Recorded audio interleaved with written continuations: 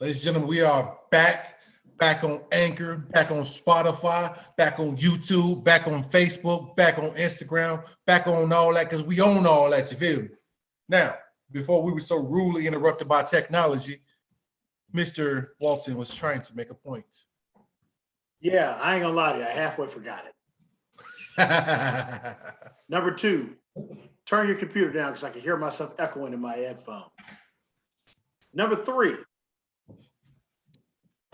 I just mean, man, like, this is such a tough one for me.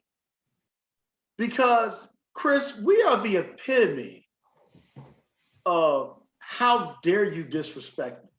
This show was built on not only disrespecting people, very true. Very true. But also defending times when we've been disrespected.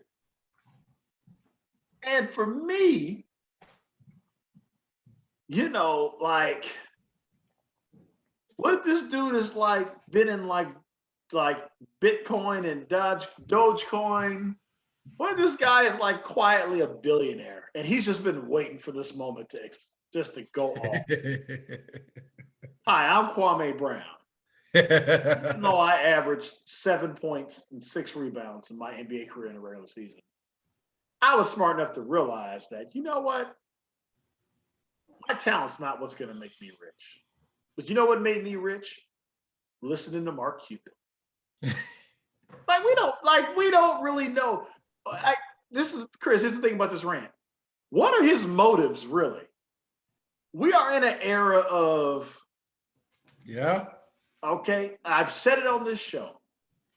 And we only have to do and say political things when things are out of hand. This is the truth. We are in that. This is the Donald Trump era. When the person that is in charge of you running the country says and does whatever the hell he wants, bro. It invites this type of talk. Like, these are the after effects, bro. So, very like, true. for me, it's like, if you want to be mad, put your anger in the right way. At least to his defense, like, he somehow knows where you don't need a combat license to fight people. Like, I respect that. More than anything, the fact that he's inviting people to fight him. Like, listen, I don't think he should fight you. One, because look at the size of your hand in the screen right now. 2, like, you never thought you'd be in a fight where you'd be like, man, if I get inside this dude, I'm going to tear his insides up. Like, he's got reach all day, but if you could slip under and you just start doing all your Mike Tyson video dreams on his insides, like, it's, you know, you outweigh this dude by about 60 pounds and you move like a featherweight. Like, you still do. I know the ankle's good. It's a wrap. So, I mean, if anything, I feel like, I don't know, man. Am I going to turn you into the black Logan Paul? Is that what's happening? Are you the black Jake Paul? Are you challenging Kwame Brown to at you? So I will. You can at me at Christopher Turner. All right. You can find me on LinkedIn under Christopher Turner. You can find me on my Glassdoor account. You can find me Instagram, social. Find me, at me, please. Listen, I don't have enough money where I'm worried about an image or anything like that. Even when we get to that point, I'm still the one that will fight you in public. Like, I don't care. Like, certain people deserve to take an L in life. And I'm one of them people where, like, if you want to fight, fuck it, let's fight. Like, if you're man enough to challenge somebody to a fight, now what's going to happen? Because I believe Steven Jackson either has a body or he has contact with somebody who can catch a body. What happened to Steven Jackson? Like, you know what? I'll fight you. No holds barred, no rules, no nothing. And Steven Jack show up, and now because you said no rules, Steven Jack and his boys jump you in the MMA ring, like, because you said no rules. Because I believe that'll happen with Steven Jackson. So what happens when you take this L? Now what's your thing? Like, I get it. Kwame could have invested money in a Dogecoin or Bitcoin years ago, he could have put 20,000 into it because Cuban told him to do it. Cuban told all his players between. He could have done that. Kwame don't seem like that type. Kwame seemed like the type that invested in Chevy Caprices. Like Kwame seemed like the type that invested in like 8 or 9 barbecue joints. Like that's who Kwame. Chevy Caprices. Here, you gotta give him more credit. You gotta give more credit than that. Like that car was like defunct by the time. It was. But like I don't see, and I know this is something terrible to say about your own people. Nothing about Kwame Brown is technological, like at all. At all. Like I said, I know it's terrible to say that about your own people, but you can look at Kwame Brown and see there's nothing that says computer school about him at all. Like it's like, yeah.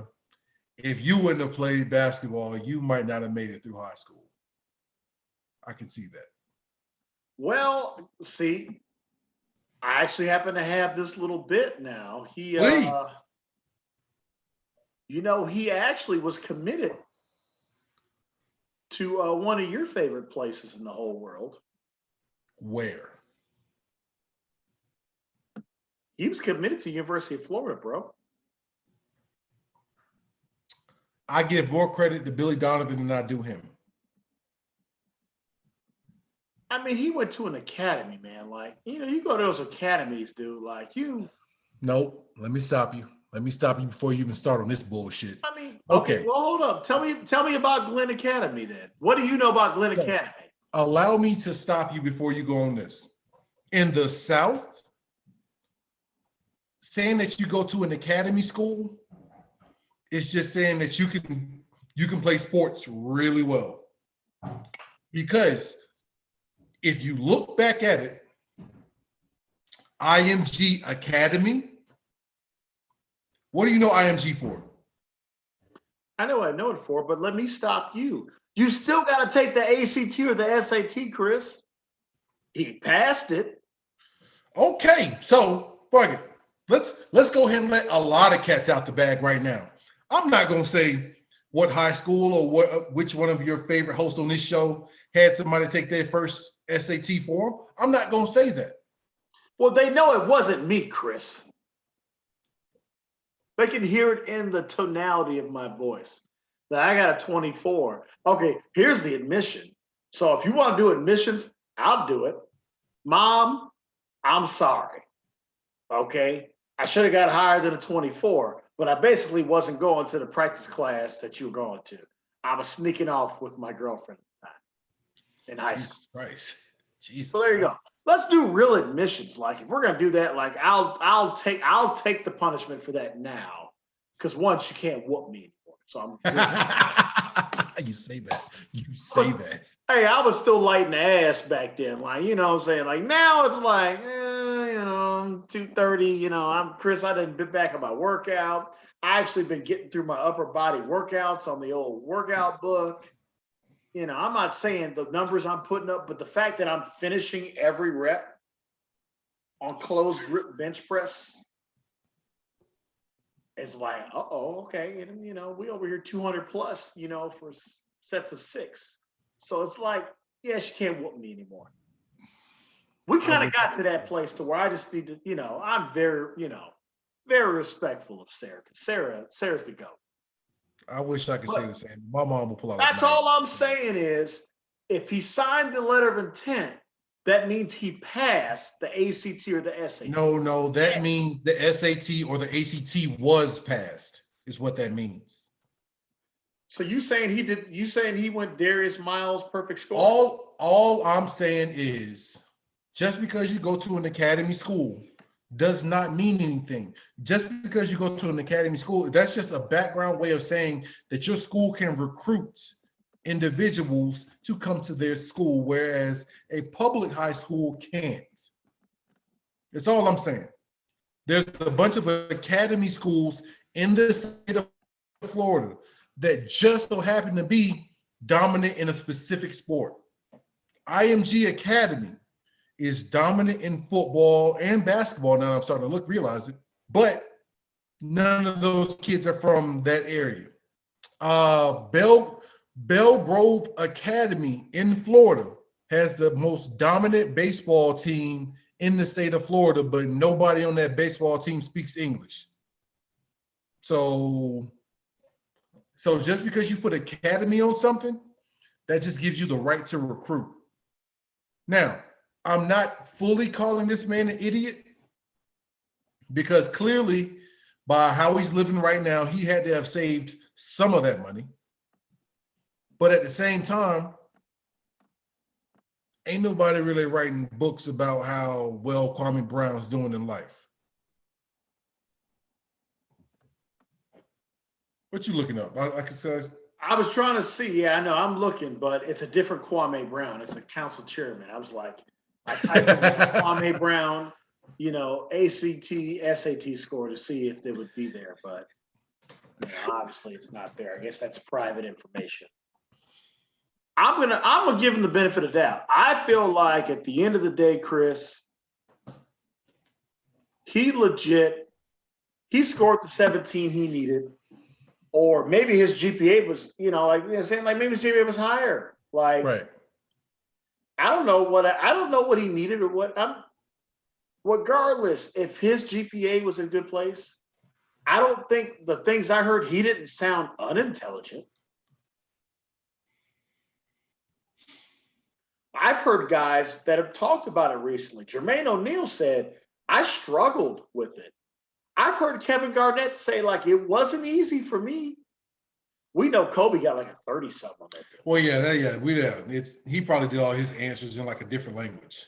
I mean, we've seen guys, that have gone out of high school and they say, like, dude, I knew why.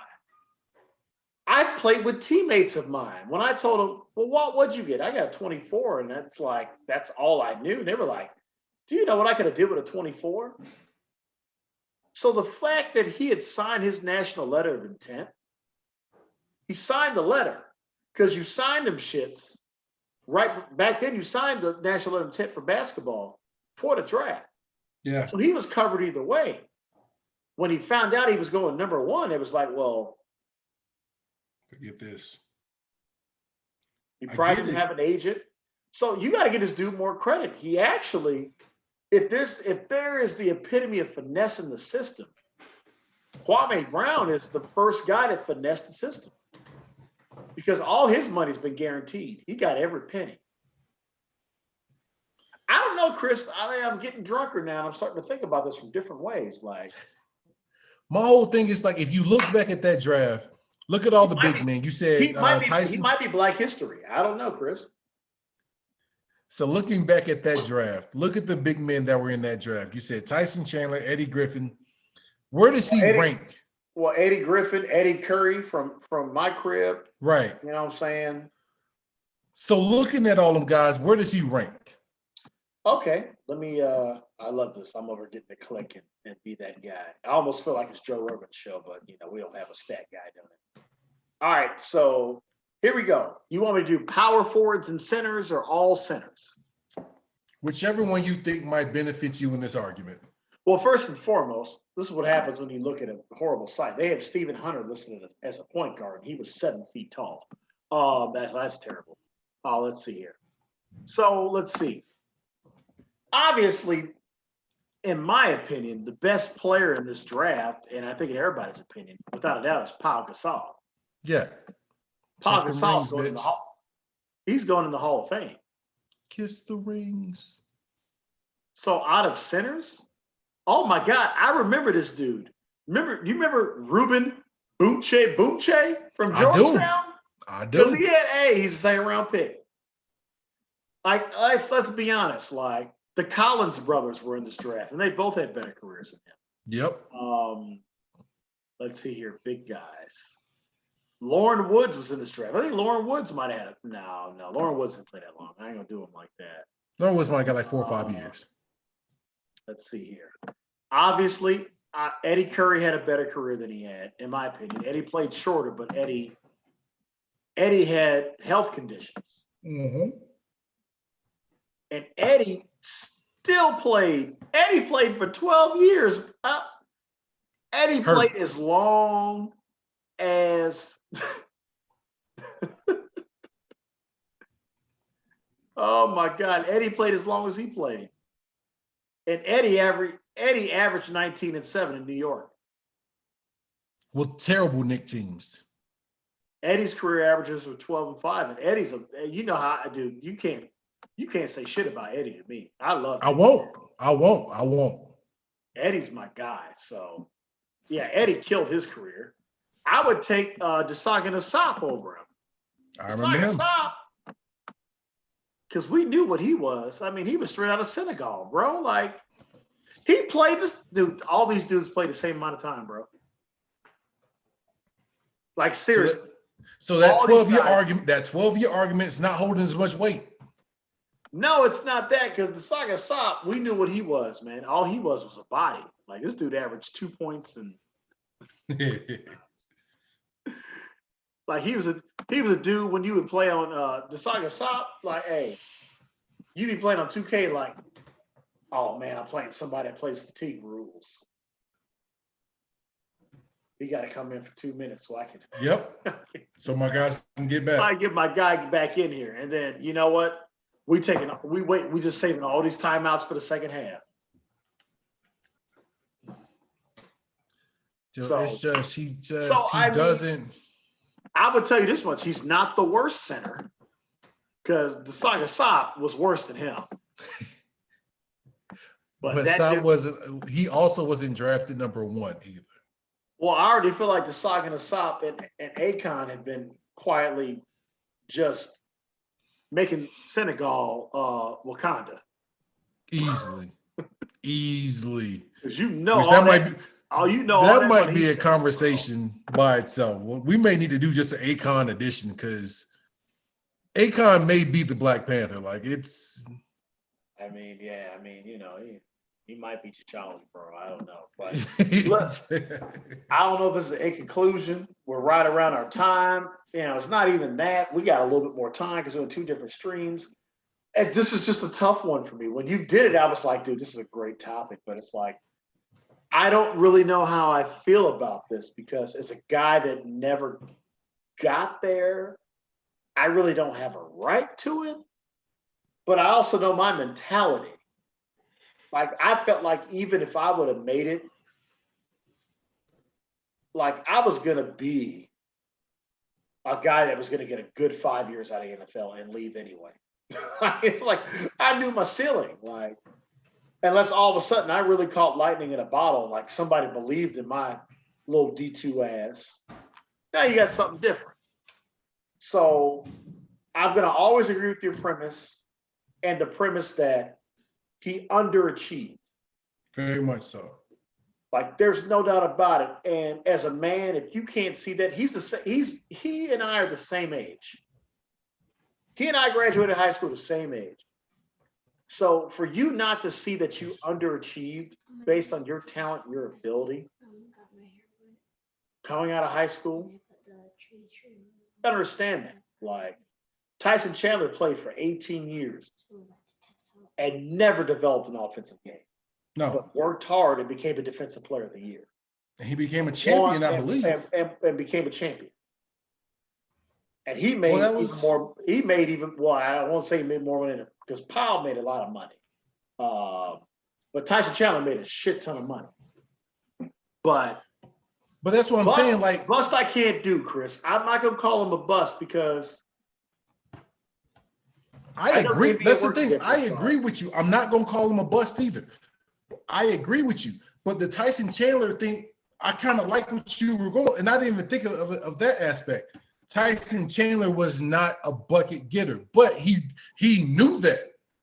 So what Tyson Chandler did was like, listen, I might not be able to get a bucket, but your ass ain't either. Defensively cerebral. He was basically the next, you know how we were talking about the 96 draft on our last episode that's on Spotify? Tyson Chandler was the next Marcus Camby. That's basically, They got drafted in the same slot, and they're the same player, and they played against each other.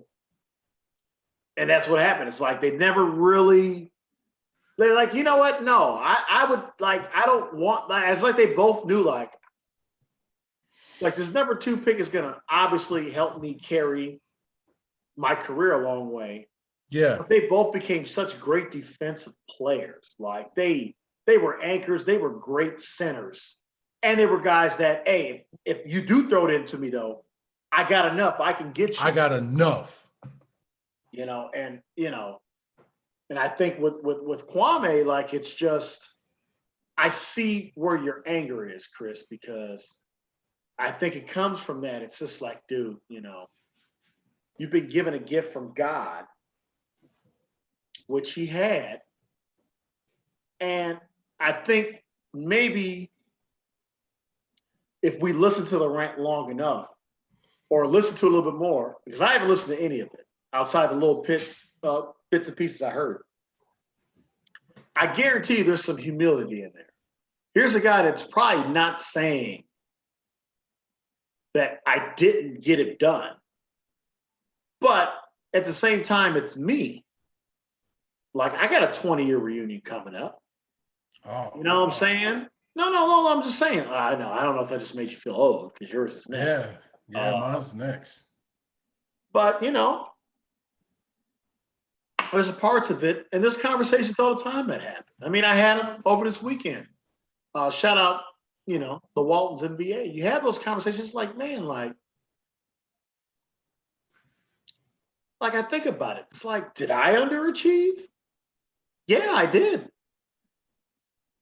But I did what I could with what I got.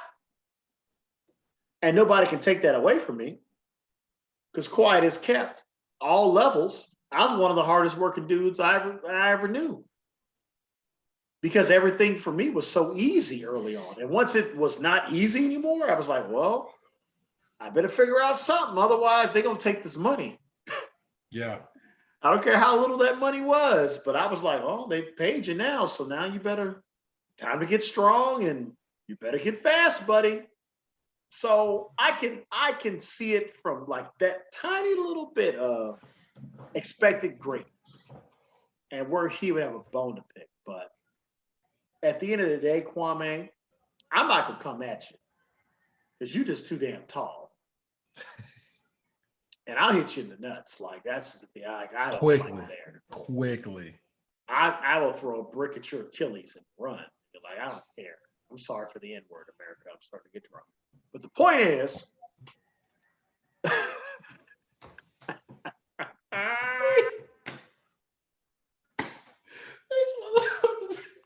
oh shit.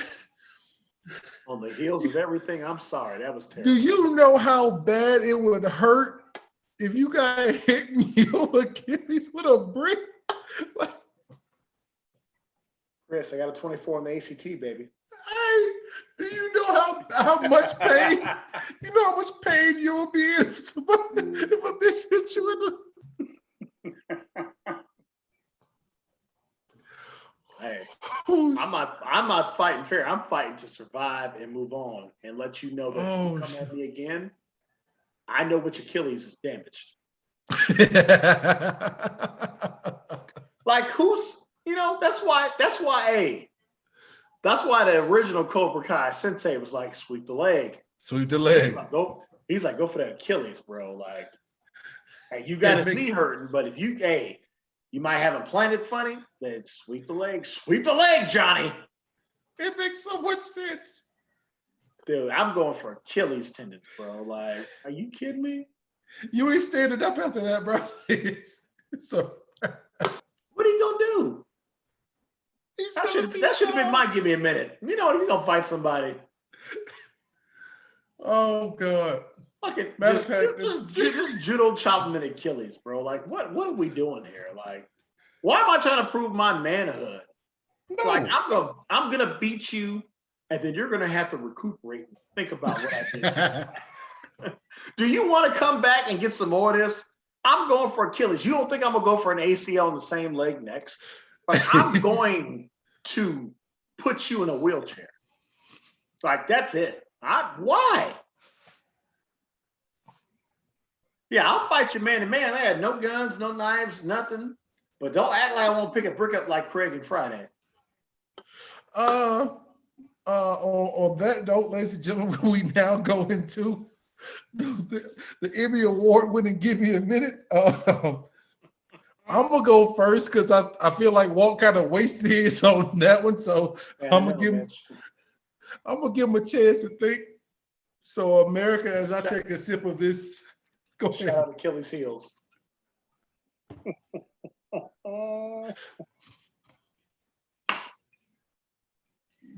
Oh boy. America, as I take my sip of this pineapple Stella Rosa in stores right now. Give me a minute. America, I am 37 years old. I was born in like right below the poverty line. I ain't gonna sit here and lie. My mom made miracles every Christmas and every birthday and all that good stuff. My oldest brother was what's the best way to say this? Was in pharmaceutical distribution. I dabbled in pharmaceutical distribution as well as a child and a bit in college. But I learned a lot of things more so from my cousin, Sal. I'll put his name out there. And I learned a lot of things from the neighborhood I come from. Whereas like everybody don't need to know everything. So that brings me full circle to say this. I have a corporate job. I sit behind a computer. I have a staff. I have a bunch of stuff. And I think about robbing people every day. Because I see this shit that you people post about how much money you got and, oh, we just bought this car and I just bought this house and, oh, look at this. I just bought this for little Junior. I got him the Jordans and I just paid all this money for this, that, and the third. And I'm going to be honest with you. I'm a tax-paying citizen. I just filed my taxes on the last possible day. I have a child that I'm thinking about sending to private school, but I think about robbing you every day. Now, with all this going for me, if I think about robbing you every day, what does somebody who has less think? So what I'm trying to get to, stop posting all this shit on Facebook, Instagram, and all that. Like, I come from an era where if you got money, you better hope nobody know you got money. I come from a neighborhood where if you bought a big screen TV, you kept the box in your house until the trash man came the next week, and then you ran the box out straight to the truck so nobody knew you got a big ass TV in your house. Like, if you got a pair of Jordans, you had to wait a little while before you wore them to school because, well, you might not be wearing them home from school. I don't get this whole thing where it's cool now to tell everybody everything you got and how much you're worth and all that. Because like I said, don't get me twisted. I love my job. I'm a corporate man and I'm not above the law, but I live within the law right now. But don't think for 1 second, if I thought I could get away with it, I got enough guns in this house and I still got a couple ski masks. I will rob you like blind and then come find you the next day like, oh man, I heard you got robbed. So me being the admittedly terrible person that I am, if I'm thinking about stealing from you, what you think everybody else doing? So my message for you, America, stop posting all this shit, man. Like, this is my PSA for you. Like, listen, everybody ain't got their job back from this COVID shit. A lot of businesses ain't open back up the way they should be. Them PPP loans y'all took out, yeah, Biden gonna want that money back. Them student loans that you thought was gonna get canceled, they may get canceled, but they ain't canceled right now, so you still owe for that. People need money right now, and if I see you flexing on the gram, holding up knots like you plies or something, somebody gonna hit you over the head and take it. America, that's been my minute. You know what I feel like you just did right there? I think you were literally just trying to get a wrongful suit against the police right now. Well, I feel like if somebody takes those steps and then they go, "Oh my God, I heard you got robbed," like you heard somebody got robbed, you just like, "Oh, I heard you got robbed." They're gonna be like, "Go back to that Gibby and Chris Turner did. It was him." And then the police is gonna handcuff you, and because you big and black, they're gonna have to Yeah. put a billy club on you and taser you, Yeah. and then you're gonna be innocent of all charges. You can be like, "Gotcha, bitch." I need 500 million. America, I'm gonna tell you right now, he may have talked it, but he ain't robbing nobody. So I'm telling you, all police officers that think this is evidence,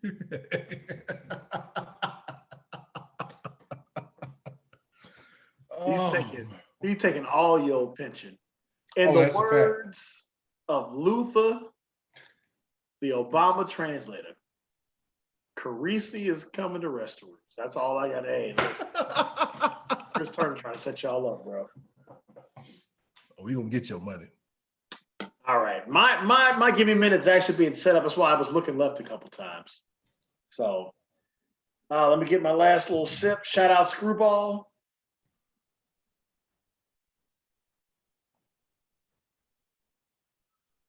I think I had sound effects for real complete headphones. That's pretty good. Yeah, it came through. Yeah, that was good. And shout out White Cloud. Oh my God, it's setting us back so far.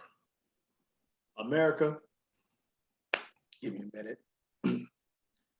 So I want to let it be known that I'm the guy that's very much about putting himself out there early about things, and because it's good because I can have we have such a great archive role. Like if it's like, man, I was right about that. I don't have to know when I said it or how I said it, or if I was wrong. I don't know when I said it, how I said it. Like I can either apologize or I can either tell you I was right. So I've been kind of looking over at this Lakers Golden State game that I'm going to finish when we get off of here.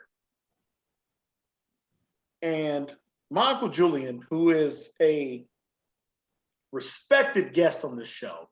Very much so. Once me and Chris both get his officially published book done so we can have him on, because I need to do right by my family. Number one, but number two, because I know it's a dope ass book. I'm gonna have him on to talk about the book, but I know he's gonna want to talk basketball too. We had a discussion this weekend hanging out. And I let him know that the Los Angeles Lakers are not coming out the West. And it has nothing to do with LeBron hate. I just feel like I think LeBron is done. I think at the end of the day, he understands that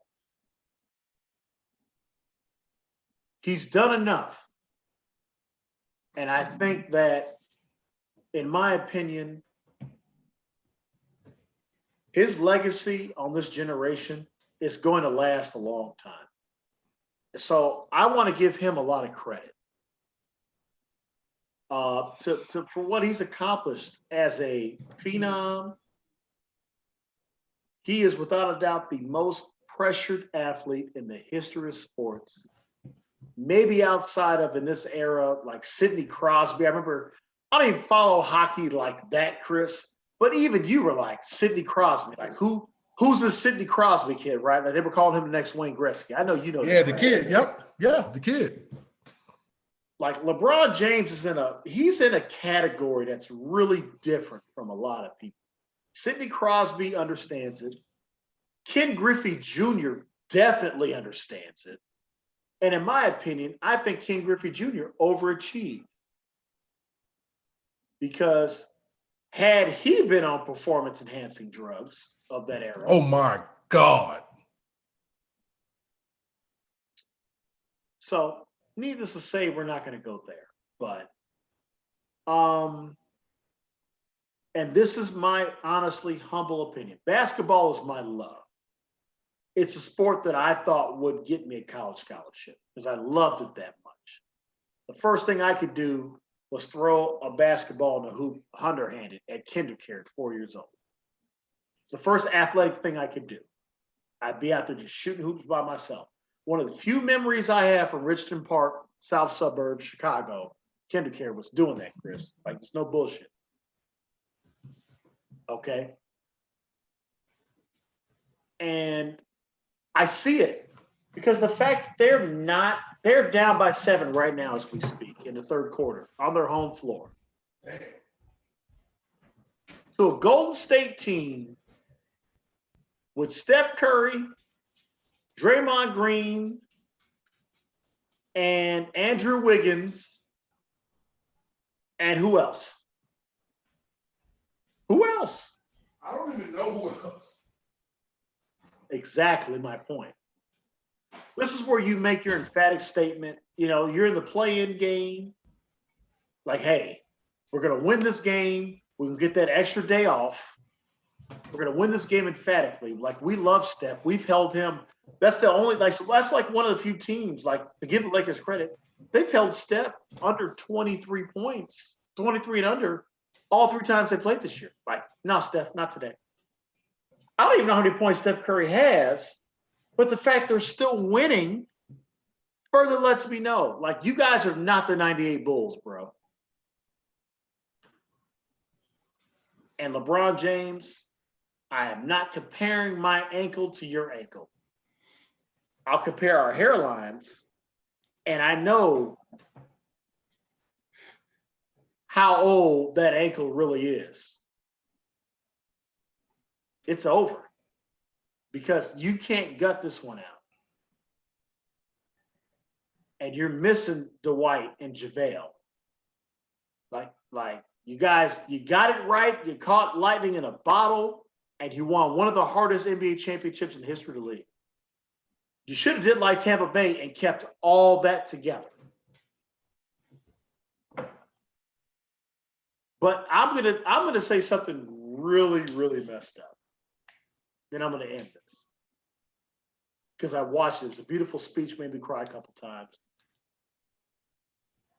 I honestly think the Lakers are protecting Kobe's legacy.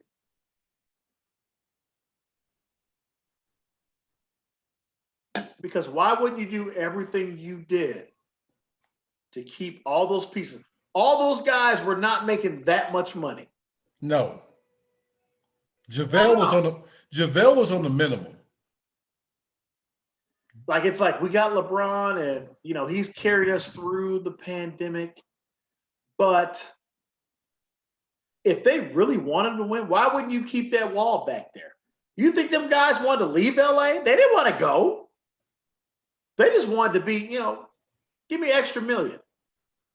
Extra guaranteed here and there because we all have to come back. JaVale is old. Dwight's old.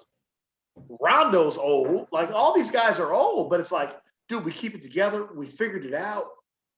It'll be easier when we're sleeping on our own beds. Were these guys asking for that much money?